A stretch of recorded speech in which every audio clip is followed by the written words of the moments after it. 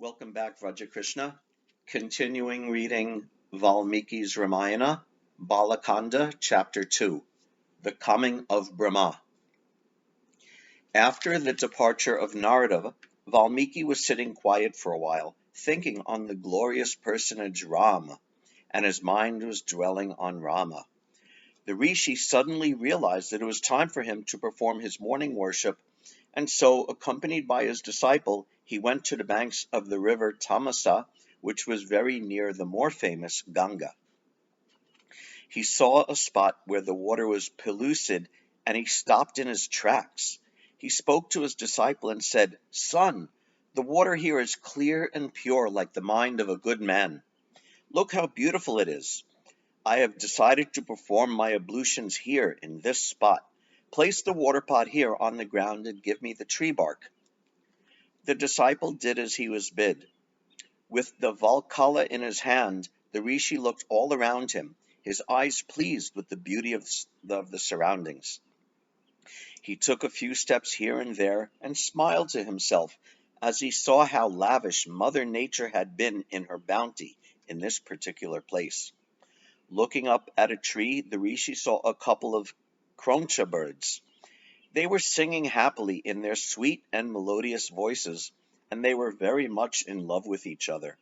They were making love, and Valmiki's eyes rested on them with tolerant amusement. Even as he was looking, he saw the male kroncha fall down, hit by an arrow. Valmiki saw a hunter, sinful and cruel, who had just shot an arrow at the bird. The bird was lying dead on the ground, drenched in blood, and the female kroncha was wailing piteously, and her joyous song of a moment ago had turned into a mournful dirge. The small bird with its red head was full of sorrow. Valmiki saw the cruel act of the hunter and its sad consequence, and his heart was filled with compassion. He knew what an adharmi the hunter had been, and he spoke in an impassioned voice. "You have been merciless in your action. You killed one of these two birds when they were making love. Your act is unforgivable. You will therefore be denied the long span of life granted to man." Valmiki then turned away from him and left the spot in a hurry. His heart was full of sadness, and he thought over the incident long after he had gone away from there. He kept remembering the words he had spoken to the hunter and repeated them in his mind. He told his disciple, "I was very sad because of what had happened to the kroncha birds, and I spoke some words. Born as they were out of my sorrow, these words are so arranged that they follow a meter. They seem to form a shloka, which can even be sung to the accompaniment of the drone of the veena. I am amazed at the shloka which I seem to have composed."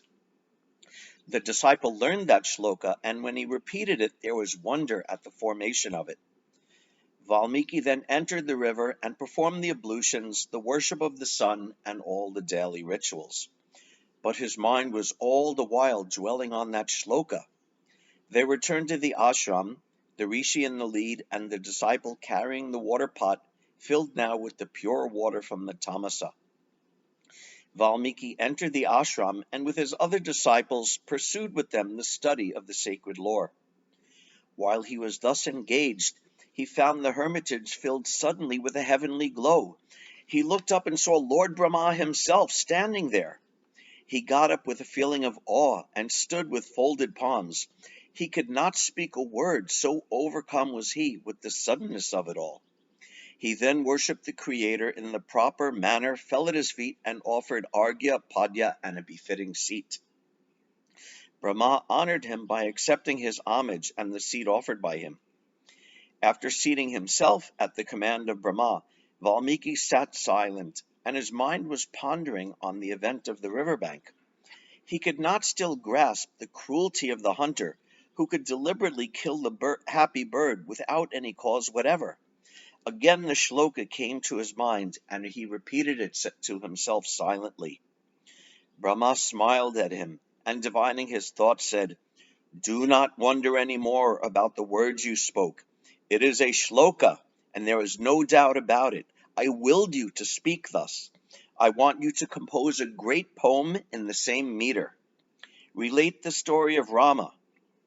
Narada told you the story of Rama, who is famed the world over for his righteousness, for his nobility, his intelligence, and his courage. I will give this boon to you. You will be able to know what passed in the minds of every one of them, Rama, Lakshmana, Sita, and the many participants in the strange tale.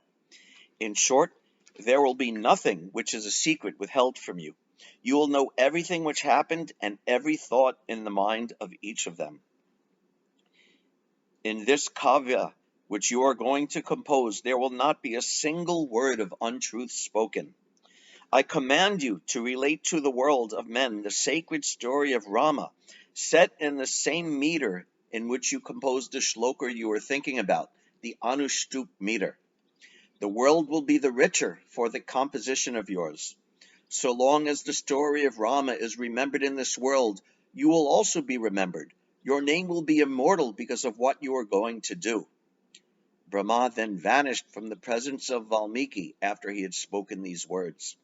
Valmiki was still in a daze, and so were his disciples.